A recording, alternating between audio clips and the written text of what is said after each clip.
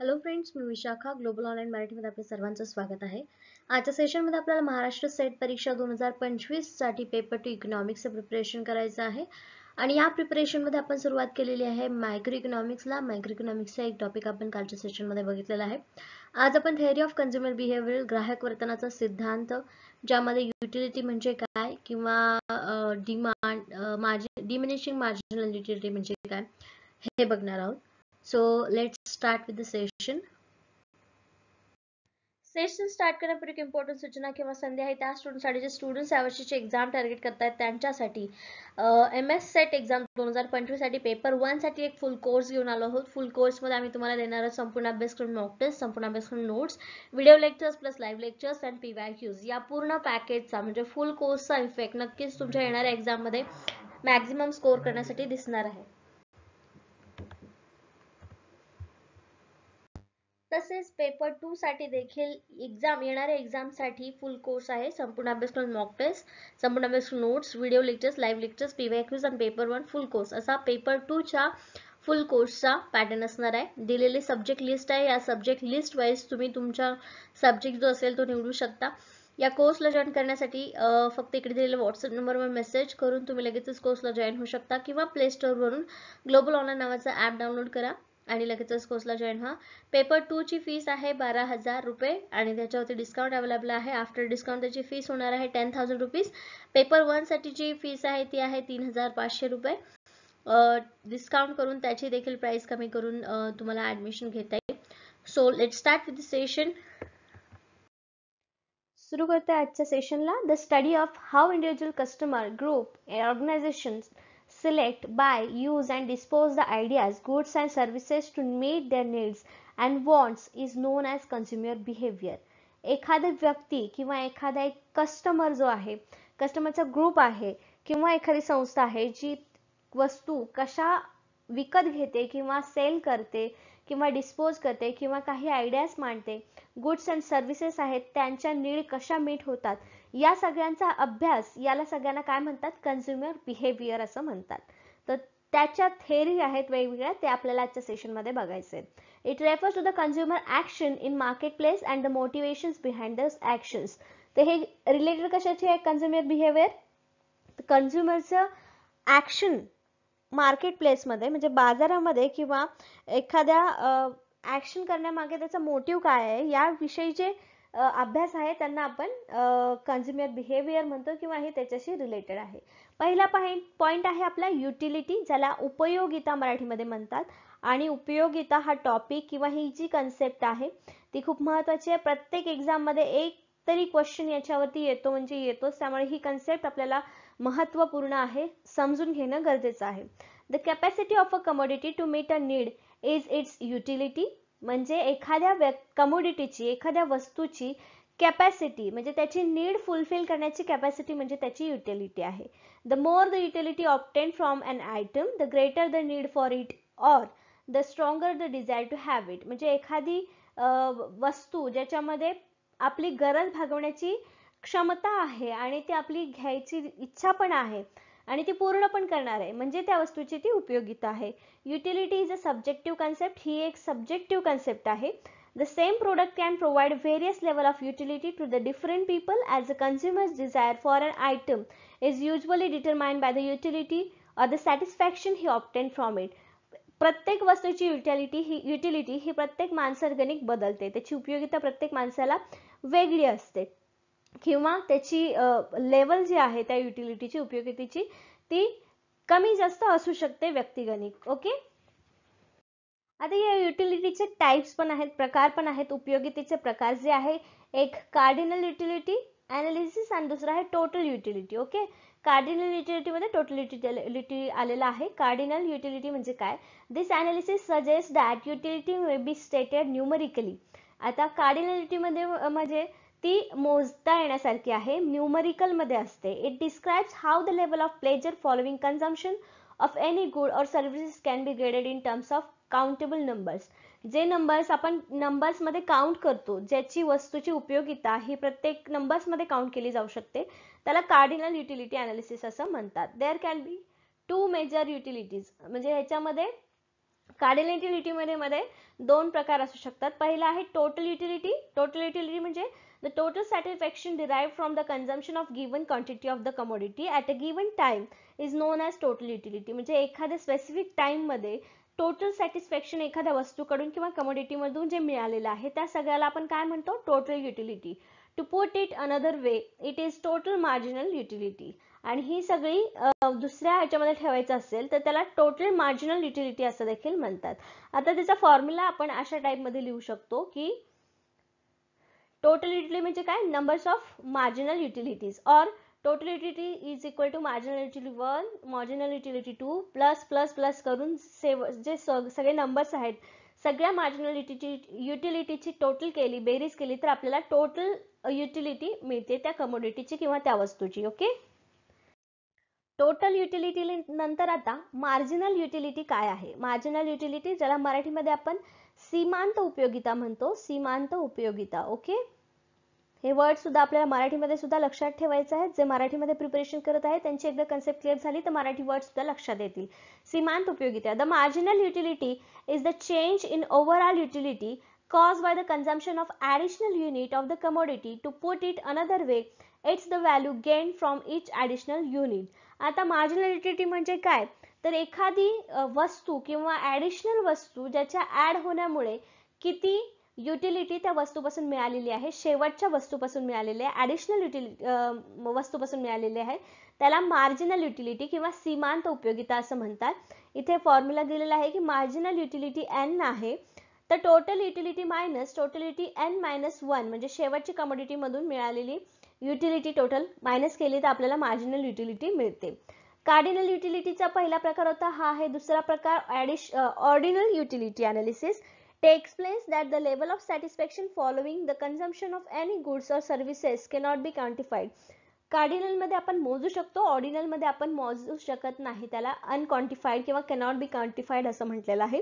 This items on other hand can be placed in order to preference. याच्यामध्ये preference आपण ठरवू शकतो. The utility of a product is determined by its level of satisfaction. It is more realistic and logical. Indifference cost is a part of ordinal utility analysis. तर यांनी काय सांगितलेलं आपल्याला की कार्डिनल युटिलिटी पेक्षा रिअलिस्टिक कुठली असते तर ऑर्डिनल युटिलिटी असते. याच्यामध्ये फक्त प्रेफरन्स किंवा सॅटिस्फॅक्शन लेवल जे आहे एखाद्या कमोडिटी पासून मिळणारी ती याच्यामध्ये आपण काउंट केली जाऊ शकते. आणि इनडिफरन्स कर्व जे आहे तो ह्याचा पार्ट आहे, ऑर्डिनल युटिलिटी अनालिसिसचा तो पार्ट आहे असं आता आपण म्हणू शकतो. Relationship between TU and MU. आता ह्या दोन्हीमध्ये रिलेशन काय, टोटल युटिलिटी आणि मार्जिनल युटिलिटी ज्याला आपण एकूण उपयोगिता आणि सीमांत उपयोगिता म्हणतो, त्यांच्यामध्ये दोन्हीमध्ये रिलेशन कसं आहे ते बघायचं आहे. As long as the MU is positive, आता marginal utility ही positive आहे, the TU rises in proportion to increase in commodity consumption. जोपर्यंत सीमांत उपयोगिता ही पॉझिटिव्ह आहे तोपर्यंत टोटल युटिलिटी सुद्धा वाढत जाणार. इथे आपल्याला एक टोटल युटिलिटी आणि मार्जिनल युटिलिटीचा चार्ट दिसतोय, म्हणजे आपण ग्राफ तयार केलेला आहे ज्याच्यामध्ये रेड आहे ती टोटल युटिलिटी आणि मार्जिनल युटिलिटी ग्रीन आहे. जोपर्यंत मार्जिनल युटिलिटी ही इथपर्यंत पॉझिटिव्ह आहे तोपर्यंत कर्व देखील वाढत चाललेला आहे. जसं की मार्जिनल युटिलिटी निगेटिव्ह झाली आहे तर टोटल युटिलिटी देखील तिथे निगेटिव्ह झालेली आहे. तेच पॉइंट्स इथे आपल्याला मांडलेले आहेत. Total utility grows increase at a slower rate when MU from each succeeding unit start decreasing. जेव्हा जेव्हा MU म्हणजे सीमांत उपयोगिता ही कमी कमी होत जाते तसंच तेथे एकूण उपयोगिता सुद्धा कमी होत आहे. The MU becomes zero when TU achieves its maximum value. आता इथे काय सांगितलेलं आहे, जिथे टोटल युटिलिटी मॅक्झिमम असेल तिथे म्हणजे कुठे असणार आहे मॅक्झिमम इथे, तर तिथे झिरो MU असणार आहे, म्हणजे सीमांत उपयोगिता तिथे झिरो असणार आहे. Okay, TU stops expanding at this point. इथे काय होतं, झिरो जेव्हा युटिलिटी होते सीमांत उपयोगितेची तेव्हा तिथे मग एकूण उपयोगिता वाढणं थांबते. Which is referred to as a point of safety. हा सेफ्टी पॉइंट म्हणून रेफर केला जाऊ शकतो. Point C where MU is 0 and the point A where TU is maximum. Okay. When consumption exceeds the joint point of satisfaction, MU turns negative and TU becomes decline. Situation after C and in the diagram. Okay. तर इथे आपल्याला ही situation दिलेली आहे, 0 इथे एक आहे त्याच्यानंतर ही price दिलेली आहे. त्याच्यानंतर मार्जिनल युटिलिटी ही आहे, मार्जिनल युटिलिटी ही आहे टोटल युटिलिटी. जसं जसं मार्जिनल युटिलिटी ही कमी कमी होत जाते तसं तसं हे टोटल युटिलिटी वाढत जाते. पण एक पॉईंट असा येतो की जेव्हा मार्जिनल युटिलिटी निगेटिव्ह होते तेव्हा टोटल युटिलिटी सुद्धा कमी होत जाते. आणि हेच रिलेशनशिप बिटवीन TU म्हणजे एकूण उपयोगिता आणि सीमांत उपयोगितामध्ये आपल्याला एक्सप्लेन केलेलं आहे. ओके, युटिलिटी बघितली काय आहे, त्याच्यानंतरचे दोन टाईप बघितले, कार्डिनल अँड ऑर्डिनल. त्याच्यामध्ये पण टोटल युटिलिटी, मार्जिनल युटिलिटी हे दोन प्रकार बघितले, जे कार्डिनल युटिलिटी सब टाईप आहेत. आणि आता आपण बघतोय law of diminishing marginal utility, ज्याला मराठीमध्ये म्हणतात घटत्या सीमांत उपयोगितेचा सिद्धांत. काय म्हणतात? घटत्या सीमांत उपयोगिता सिद्धांत. Okay, according to the law of diminishing marginal utility, as a consumer consume more units of commodity, the marginal benefit received from each succeeding unit declines. तर हे आहे स्टेटमेंट किंवा लॉ हा डिमिनिशिंग मार्जिनल युटिलिटीचा, घटत्या सीमांत उपयोगितेचा. सीमांत उपयोगिता कशी आहे? जसं जसं आपण कमोडिटी कंझ्युम करत जातो तसं तसं प्रत्येक कमोडिटी बरोबर त्याची उपयोगिता जी आहे ती घटत जाते, कमी कमी होत जाते. The law of demand is founded on this principle. तर डिमांड लॉ जो आहे तो या प्रिन्सिपल वरती तयार झालेला आहे असं आपण म्हणू शकतो. As the concept of reduce pricing is related the law of diminishing marginal utility. ही कन्सेप्ट याच्याशी रिलेटेड आहे.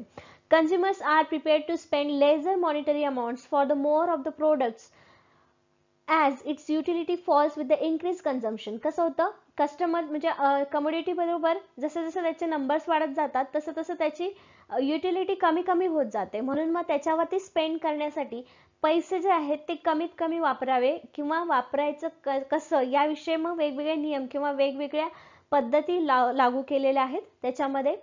आणि हा आपल्याला डिमिनिशिंग मार्जिनल युटिलिटी लॉ जो पुढे बघायचा आहे. आणखी अजम्पशन फॉर दिस लॉ, तर या लॉ साठी काहीतरी अजम्पशन्स आहेत की या स्पेसिफिक अजम्पशनवर, गृहितांवरतीच हा लागू होतो. Only standard units are consume for commodity. कमोडिटीसाठी फक्त स्टँडर्ड युनिट्स आपण इथे लक्षात ठेवलेले आहेत. Continuous consumption of commodity takes place. त्याच्यानंतर जी कमोडिटी आहे ती कंटिन्यू आपण कंझ्युम केली पाहिजे, त्याच्यामध्ये कुठलाही गॅप नको. म्हणजे आज एक वस्तू उद्या एक वस्तू असं नाही चालणार, तिथे कंटिन्युटी असली पाहिजे कन्झम्पशन मध्ये. ओके, तर इथे दिलेलं आहे युनिट्स, टोटल युटिलिटी आणि मार्जिनल युटिलिटी. जेव्हा आपण एक युनिट घेतो, आता आपण एक्झाम्पल घेऊया ऍपलचं. ओके, ऍपलचं युनिट घेतलं, एक ऍपल जेव्हा खातो तेव्हा त्याची टोटल युटिलिटी जी आहे ती 10 असते आणि पहिलं युनिट असल्यामुळे त्याची मार्जिनल युटिलिटी देखील 9 असते, त्याच्या 10 असते सॉरी. नंतर सेकंड ऍपल जेव्हा खातो, आणि हे सगळे ऍपल्स कसे असतात, एकसारखे आकाराचे असतात, सगळे ऍपलच असतात, हे आपण अजम्पशन इथे पकडतो आहोत. दुसरा ऍपल घेतल्यानंतर त्याची टोटल युटिलिटी ही 19 होते, 19 होते, कारण त्याची सीमांत उपयोगिता जी आहे ती सेकंड म्हणजे दुसऱ्या नगाला कमी होते, ते 9 होते. आणि मग तिसऱ्या नगाला त्याची टोटल युटिलिटी 25 होते, कारण मार्जिनल युटिलिटी 6 होते.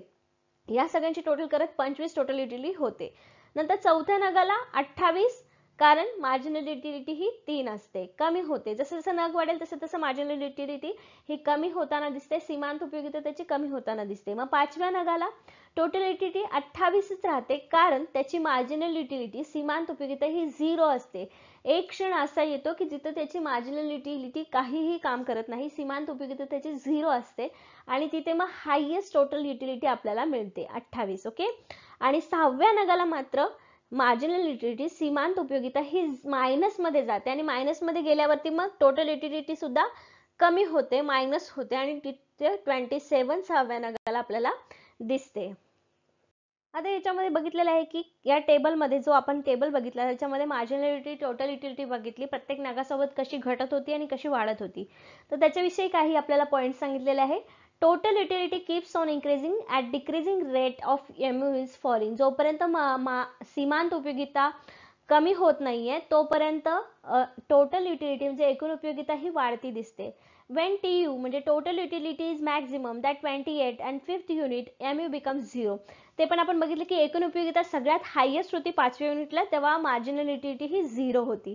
आफ्टर दिस पॉइंट MU becomes निगेटिव्ह आणि शेवटी 0 आल्यानंतर एक सीमांत उपयोगिता होती जी निगेटिव्ह मध्ये गेली होती आणि तिथून मग TU म्हणजे एकूण उपयोगिता वक्र जो आहे तो खाली घटत्या किंवा निगेटिव्ह साइडने म्हणजे खाली होताना दिसत होता. TU will be increased only up to the situation when MU is positive. Once MU turns negative, TU starts falling. तर ही कंडिशन आहे की जेव्हा एकूण उपयोगिता वाढत असते त्या सिच्युएशन पर्यंत जोपर्यंत फक्त मार्जिन म्हणजे सीमांत उपयोगिता फक्त पॉझिटिव्ह आहे तोपर्यंत एकूण उपयोगिता ही वाढती असते आणि जर सीमांत उपयोगिता निगेटिव्ह झाली तर तिथे आपल्याला एकूण उपयोगिता सुद्धा कमी होताना दिसते. ओके. आणि आता हा पॉइंट आहे आपला इंडिफरन्स कर्व. इंडिफरन्स कर्व म्हणजे काय आपल्याला बघायचं आहे. An indifferent curve is a graphical representation which shows all the product combination that gives the same level of satisfaction to the consumer. आता या डिमिनिशिंग लॉ मुळे काय करतं कंझ्युमर काय करतो तर सगळ्या वस्तू किंवा सगळे कमोडिटीज हा एकसारख्या नाही घेत त्याच्या म्हणजे आवडीनुसार वेगवेगळ्या कमोडिटीजचं कॉम्बिनेशन तो घेऊ शकतो. वेगवेगळ्या सॅटिस्फॅक्शन साठी त्या वेगवेगळ्या वस्तू घेऊ शकतो. तर इंडिफरन्स हा त्याचंच ग्राफिकल रिप्रेझेंटेशन आहे की कुठलं कॉम्बिनेशन त्याला परवडणार आहे किंवा सॅटिस्फॅक्शन देणार आहे. Since all the combination provide same level of satisfaction, the consumer favor them all equally.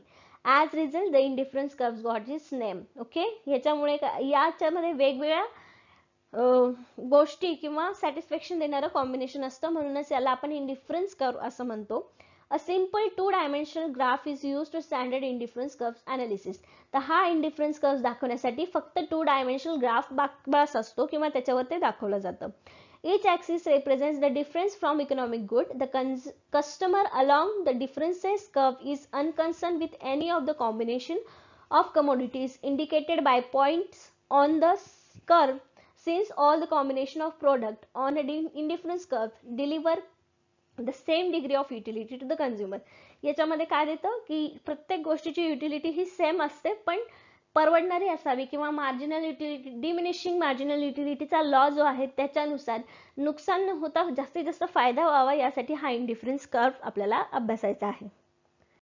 इंडिफरन्स curve कसा सांगू शकतो आपण आता इथे दोन कॉम्बिनेशन दिलेले आपल्याला दोन कमोडिटीचं जसं की गुड Y आणि गुड Z हे दोन वस्तू आहेत आणि ते कॉम्बिनेशन दिलेलं आहे ABC. तर एक वस्तू Y ची घेतली तर Z वस्तू 10च्या दोन वस्तू Y च्या असतील तर 10 वस्तू Z च्या आणि Y च्या 3 वस्तू असतील तर Z च्या 10 वस्तू हे ठेवलेलं आहे. आणि इथे इंडिफरन्स कर्व कसा असतो ते दाखवलेलं आहे. कमोडिटी Y एका ऍक्सिस वरती आहे आणि कमोडिटी Z ही एक्स ऍक्सिस वर दिलेली आहे. म्हणजे काय सांगितलं जर 14 नग आपण Y कमोडिटीचे घेतले तर एक नग आपल्याला Z कमोडिटीचा घ्यायचा आहे. जर 10 नग Y चे घेतले तर 2 Z चे घ्यायचे आहेत. 7 जर Y चे घेतले तर 2 कशाचे घ्यायचे 3 आपल्याला Z चे घ्यायचे आहेत. 5 जर Y चे घेतले तर Z चे 4 घ्यायचे आहेत. 3 जर आपले Y चे झाले तर Z चे 5 घ्यायचे आहेत. असे वेगवेगळे कर्व किंवा वेगवेगळे कॉम्बिनेशन आपल्याला दिलेले आहे आणि सगळ्यात परवडणारं कॉम्बिनेशन आपल्याला कुठलं आहे की 8 नग Y चे आणि 3 नग Z चे हे कॉम्बिनेशन आपल्याला सगळ्यात योग्य आहे आणि हा जो कर्व आहे तो आपल्याला इंडिफरन्स कर्व दाखवतो आणि C जो पॉइंट आहे तो आपल्याला मोर सॅटिस्फॅक्शन देणारा पॉइंट आहे किंवा तिथे कमोडिटी इंडिफरन्स कर्व मध्ये सगळ्यात जास्त कॉम्बिनेशन योग्य आहे हे आपल्याला दाखवतो इंडिफरन्स कर्व. ओके. नेक्स्ट पॉइंट आहे कॅरेक्टरिस्टिक्स ऑफ द इंडिफरन्स कर्व. इंडिफरन्स कर्वचे वैशिष्ट्य काय काय आहेत. एक आहे डाउनवर्ड स्लोप. आता आपण बघितला इंडिफरन्स कर्व कसा दिसतो तो खाली डाउनवर्ड स्लोप असतो त्याचा. मग indifference curves have downward slope that is slopes downward from left to right म्हणजे डावीकडून उजवीकडे खाली जाणारा स्लोप दिसतो इंडिफरन्स कर्वचा. हे एक त्याचं वैशिष्ट्य आहे. दुसरा आहे diminishing MRS to the point of origin. Indifference curves are convex.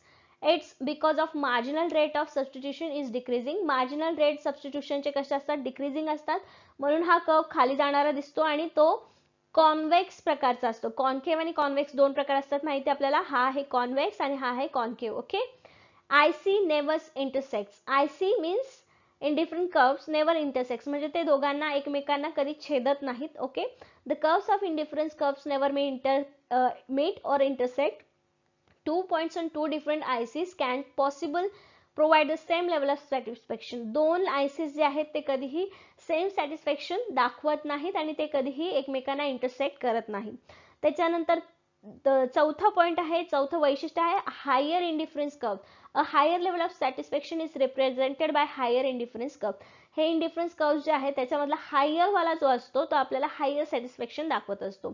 Next point जो आहे, नेक्स्ट वैशिष्ट्य जे आहे ते आहे indifference curve never touch X axis or Y axis. आपण त्याची हे ग्राफ बघितला कसा होता आणि इंडिफरन्स कर्व असा होता, तो कुठेही एक्स एक्सिसला किंवा वाय एक्सिसला टच होत नाही, हे सुद्धा त्याचं एक वैशिष्ट्य आहे. ओके, हे इंडिफरन्स कर्वचे कॅरेक्टरिस्टिक्स आहे. याच्यावरती देखील आपल्याला एक्झाम मध्ये क्वेश्चन विचारला जाऊ शकतो, त्यामुळे हे आपल्याला लक्षात असले पाहिजे. जर आपल्याला हा इंडिफरन्स कर्व कसा ड्रॉ केला जातो किंवा कसा येतो हे जर समजलं तर तुम्ही कॅरेक्टरिस्टिक त्याचे मनाने सुद्धा सांगू शकता. ओके, लॉ ऑफ डिमांड, आता हा सगळ्यांना ओळखीचा लॉ आहे, त्यामुळे मी हा प्रॉपर पूर्ण न घेता त्यातले काही फक्त पॉइंट्स घेणार आहे. लॉ ऑफ डिमांड काय सांगतो, the effect of price changes on amount desired of an item are described in the form of law is known as law of demand. प्राइसच्या बदल्यामध्ये एखाद्या वस्तूची प्राइस कशी चेंज होते, म्हणजे डिमांड कशी चेंज होते, याविषयी जो लॉ आहे त्याला लॉ ऑफ डिमांड असं म्हणतात. इट असेस दॅट, आता हे जे पॉइंट आहे किंवा हा जो लॉ आहे तो लॉ ऑफ डिमांडचा आहे, जो आपल्याला माहिती आहे जेव्हा प्राइस एखाद्या वस्तूची कमी होते तेव्हा डिमांड वाढते आणि जेव्हा एखाद्या वस्तूची प्राइस वाढते तेव्हा डिमांड कमी होते. वाईस वर्सा त्याचा इफेक्ट आपल्याला दिसून येतो. इनव्हर्स रिलेशनशिप त्याला असं म्हणतात. हा वर्ड आपल्याला इकॉनॉमीमध्ये लक्षात ठेवायचा आहे. Okay, exception to the law of demand. आता काही गोष्टी अशा आहेत ज्या लॉ ऑफ डिमांडला एक्सेप्शन आहे, म्हणजे तिथे तो लॉ दिसत नाही. पहिला आहे article of distinction. when the good is considered is one of the status, the price grows, so must the also demand for these goods is also because of their high prices. जसं की काही articles of distinction म्हणजे काय, एखादी वस्तू आहे तिला ते वैशिष्ट्य आहे त्याचं आणि त्याची कितीही प्राइस वाढली तरी ते वस्तू घेणारच लोक त्या प्राइसला, त्याच्यामध्ये हा नियम लागू होत नाही. जसं की अँटिक पीस आहे, प्रिशियस ज्वेलरी आहे, तर या गोष्टींबाबत इथे हा नियम लागू होत नाही. त्याची प्राइस कितीही वाढली तरी ते लोक खरेदी करणारे करतातच. नंतर गुड्स ऑफ नेसेसिटी, ज्या जीवनावश्यक वस्तू आहेत त्याच्यामध्ये पण प्राइस वाढली तरी आपल्याला त्याच्यामध्ये कुठलाही फरक पडत नाही, त्याच्या मागणीमध्ये कुठलाही फरक पडत नाही. कारण मीठ जरी 5 रुपयाला असेल तरी ते जेवणामध्ये टाकावंच लागतं, 10 रुपये जरी त्याची प्राइस झाली तरी ते आपल्याला जेवणात टाकावंच लागतं. म्हणजे त्याचा प्राइसचा त्याच्या यूज वरती किंवा डिमांड वरती काहीही फरक पडत नाही, कारण हे एक्सेप्शन आहे लॉ ऑफ डिमांडसाठी.